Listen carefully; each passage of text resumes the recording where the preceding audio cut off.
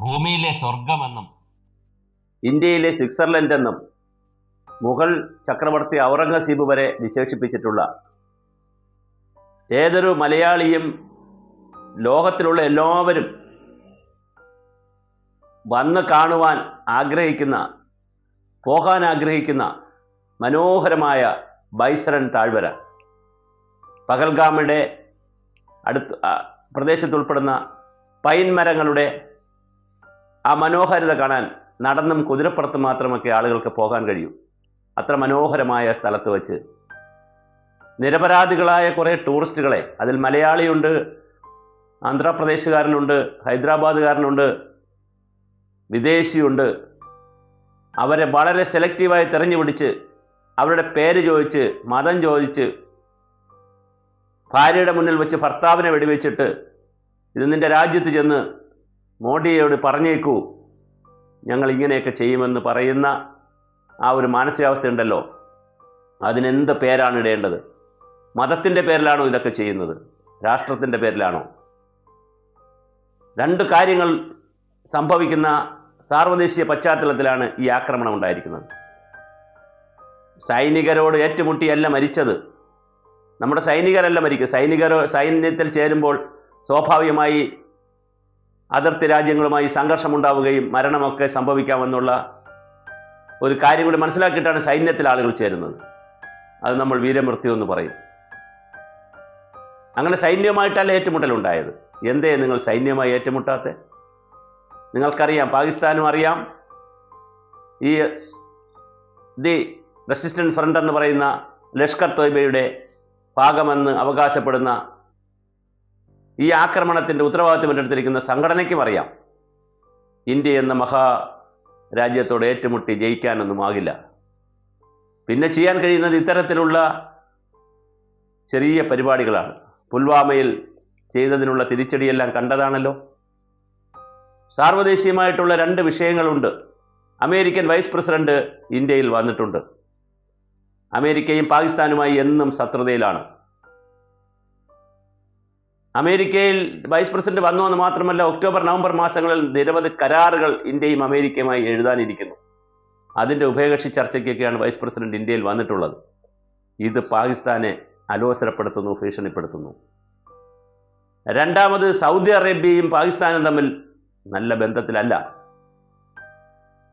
നമുക്കിവിടെയാണ് സംഘി എന്നും പല പേരൊക്കെ പറഞ്ഞ് മോഡിയെ വെറുപ്പിൻ്റെ രാഷ്ട്രീയം എന്നൊക്കെ പറഞ്ഞ് കളയുന്നത്.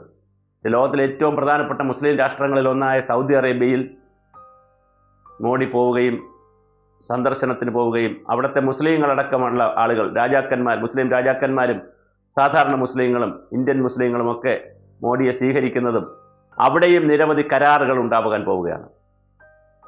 ഇപ്പോൾ വെടിവെച്ചവർ 25 പേരെ കൊന്നിട്ട് അവരുടെ ആഗ്രഹം സാധിച്ചല്ലോ ഒരു പരിധിവരെ. സൗദിയിൽ നിന്ന് മോഡി സന്ദർശനം വെട്ടിച്ചുരുക്കി ഇന്ത്യയിലേക്ക് വന്നല്ലോ. എന്താണ് ഇവിടെ സംഭവിക്കുന്നത്?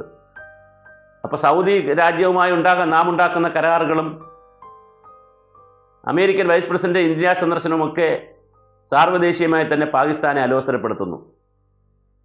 അതിനേക്കാളൊക്കെ വളരെ ഭീകരമായ മറ്റൊരു കാര്യം, കഴിഞ്ഞ ദിവസം പാകിസ്ഥാൻ്റെ മേജർ ജനറൽ ഓവർസീസ് പാകിസ്ഥാനിൽ നിന്ന് വിദേശ രാജ്യങ്ങളിൽ താമസിക്കുന്നതിനുള്ളൊരു സമ്മേളനത്തിൽ സംസാരിച്ചു. ആ സമ്മേളനത്തിൽ അദ്ദേഹം പറയുന്നൊരു വാക്കുണ്ട്, ഇന്ത്യയുടെ കാശ്മീർ എന്ന് പറയുന്നത് പാകിസ്ഥാൻ്റെ കഴുത്തിലെ ഞരമ്പാണ്. കഴുത്തിലെ ഞരമ്പ് പോയാൽ പറ്റില്ലല്ലോ, അത് ഞങ്ങൾ തിരിച്ചു പിടിക്കും. ഇത് പറയുമ്പോൾ ഒരു മേജർ ജനറൽ ഇത് പറഞ്ഞു എന്നുള്ളതല്ല എന്നെ അത്ഭുതപ്പെടുത്തിയത്. ലോകത്തിന് വിവിധ രാജ്യങ്ങളിൽ താമസിക്കുന്ന മതവും ജാതിയും ഒക്കും പുറമെ ഒരുപാട് ലോകം കണ്ടിട്ടുള്ള നിരവധി ആളുകൾ, വളരെ പ്രമുഖരായ ആളുകൾ സദസ്സിലിരുന്ന് കരഘോഷം മുഴക്കി. എന്താണ് നിങ്ങളെ നയിക്കുന്ന വികാരം? ഈ ലോകത്ത് സമാധാനത്തിൻ്റെയും സൗഹൃദത്തിൻ്റെയും ലോകമായി മാറണ്ടേ? മതത്തിൻ്റെ പേരിലാണെങ്കിലും ഒരു ചെറിയ ന്യൂനപക്ഷമാണെങ്കിലും ചെയ്യുന്നതെങ്കിലും അതൊരു ഭൂരിപക്ഷം വരുന്ന മതത്തിൻ്റെ ആളുകൾക്കെതിരെ മറ്റ് മതങ്ങളെ തിരിക്കുവാൻ ഇടയാകില്ലേ? ഭാര്യയുടെ മുമ്പിൽ വെച്ച് ഭർത്താവിൻ്റെ പേര് ചോദിക്കുകയും അത് ഹിന്ദു മതത്തിൽപ്പെട്ടവരാണെന്ന് മനസ്സിലാക്കുകയും അങ്ങനെ വെടിവെക്കുകയും ചെയ്തിട്ട് ഇത് മോഡിജിയോട് ചെന്ന് പറയൂ എന്നൊക്കെ പറയുന്നൊരു വികാരമുണ്ടല്ലോ, ഒരു കാരണവശാലും അത് അനുവദിക്കാൻ കഴിയുന്നതല്ല. പല്ലിന് പല്ല്, നഖത്തിന് നഖം എല്ലിനെല്ല് എന്നുള്ള നിലയിലാണല്ലോ യുദ്ധത്തിൻ്റെ സിദ്ധാന്തം. എന്നാൽ ഇത് നടക്കുമ്പോൾ തന്നെ കേരളത്തിൽ കുറേ ആളുകൾ സോഷ്യൽ മീഡിയയിൽ അവിടെ ഇവിടെ എല്ലാം കയറിയിട്ട് മോഡി ഇപ്പോൾ തന്നെ രാജിവെക്കണം എന്നൊക്കെ പറഞ്ഞിറങ്ങിയിട്ടുണ്ട്. അത് വേറൊരു കഥ. മതമാണ് പ്രശ്നം എന്ന് പറഞ്ഞ് വന്നിട്ടുണ്ട്. ഇവിടെ രാജ്യത്തിൻ്റെ മതത്തെ കൃത്യമായി ഉപയോഗിക്കുന്നതാണ് പ്രശ്നം. രാജ്യത്തിനെതിരെ, കരാറുകൾക്കെതിരെ, രാജ്യത്തിൻ്റെ വളർച്ചയ്ക്കെതിരെ വലിയ രീതിയിൽ മതത്തെ പ്രയോജനപ്പെടുത്തുന്ന ഒരു ന്യൂനപക്ഷം ഈ ലോകത്തുണ്ട്. പാകിസ്ഥാൻ കൈ പൊള്ളും. ഇതിൽ നിന്ന് കൈയെടുക്കേണ്ടതാണ്. ഒരു കാരണവശാലും പാകിസ്ഥാൻ ഇത് പ്രൊമോട്ട് ചെയ്യരുത്.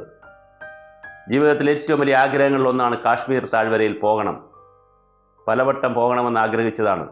അപ്പോഴൊന്നും അത് നടന്നിട്ടില്ല. അവിടുത്തെ ഭീകരവാദവും തീവ്രവാദവും കൊലപാതകവും എല്ലാം കൊണ്ട് പോകാൻ കഴിഞ്ഞിട്ടില്ല. പക്ഷേ 370 ഒക്കെ ആർട്ടിക്കിൾ 370 എല്ലാം എടുത്തു കളഞ്ഞ് അവിടെ ജനാധിപത്യ സർക്കാരുകൾ വന്ന് ലോകം മുഴുവൻ കാശ്മീരിലേക്ക് തിരിച്ചു വരുന്ന സമയത്ത് 10,000-കണക്കിന് ആളുകൾ അവിടെ സന്ദർശിക്കുന്ന വേളയിൽ ഈ അവധി സീസണിൽ കാശ്മീരിൽ പോകണമെന്ന് കരുതിയതാണ്.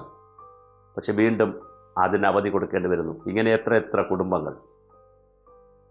എന്തിനാണ് ഇങ്ങനെ നിരപരാധികളായ ആളുകളെ കൊല്ലുന്നത്? ഭർത്താവ് മരിച്ചു കിടക്കുകയും ഭാര്യ കാവലിരിക്കുകയും ചെയ്യുന്ന ഒരു ചിത്രം സോഷ്യൽ മീഡിയയിൽ വളരെ ഗൗരവമായി പരക്കുന്നുണ്ട്. നിങ്ങൾ എന്താണ് ചെയ്യുന്നത്? പാകിസ്ഥാനോട് പറയാനുള്ളത്, മത തീവ്രവാദികളോട് പറയുവാനുള്ളത്, ഇത് ഇന്ത്യയാണ്. ലോകത്ത് ഒരു രാജ്യത്തെയും പോയി ആക്രമിച്ചിട്ടുള്ള രാജ്യമല്ല.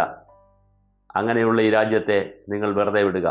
ഇവിടെ കാശ്മീർ വന്നത്, ഇവിടെ അതുപോലെ തന്നെ മനോഹരമായ സ്ഥലങ്ങൾ വന്നത് നമ്മളുടെ ആരുടെയും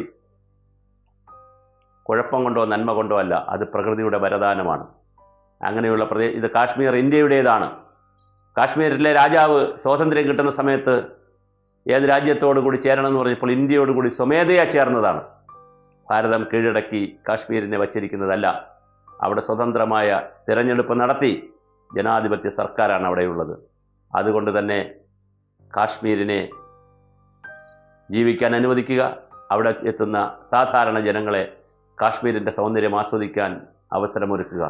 സാർവദേശീയമായി മറ്റ് പ്രശ്നങ്ങളുണ്ടെങ്കിൽ അതിനെ മറ്റ് രൂപത്തിൽ കൈകാര്യം ചെയ്യുന്നതിനെക്കുറിച്ച് പാകിസ്ഥാനൊക്കെ ആലോചിക്കുക.